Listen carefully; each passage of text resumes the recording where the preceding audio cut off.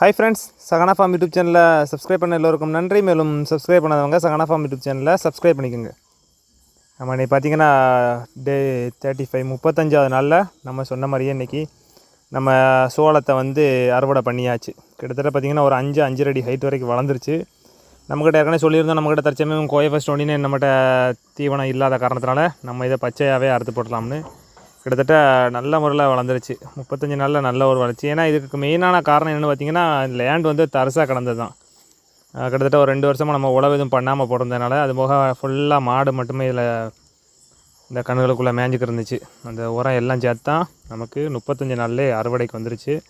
இது நம்ம உலர் தீவனமாக பயன்படுத்தினோம்னா இன்னொரு 15 நாள் நம்ம கருது வந்த பிறகு அறுத்து காயப்பட்டோம்னாலும் பயன்படுத்திக்கலாம். நம்மகிட்ட தற்சமயம் ஆடுகளுக்கு தீவனம் இல்லாத காரணத்தினால நம்ம இதை அறுவடை பண்ணிட்டோம். கிட்டத்தட்ட என்னுடைய கணிப்பில் இந்த 60 சென்ட் இடத்துல குறைஞ்சபட்சம் ஒரு 100 கட்டு தீவனமாவது வரும். ஒரு கட்டு 30 கிலோ அவரேஜாக நம்ம அறுத்தாலும் கூட ஒரு 3 டன் தீவனம் வரதுக்கு வாய்ப்பு இருக்குது. பார்க்கலாம் எவ்வளோ ஆனால் வருதுன்னு.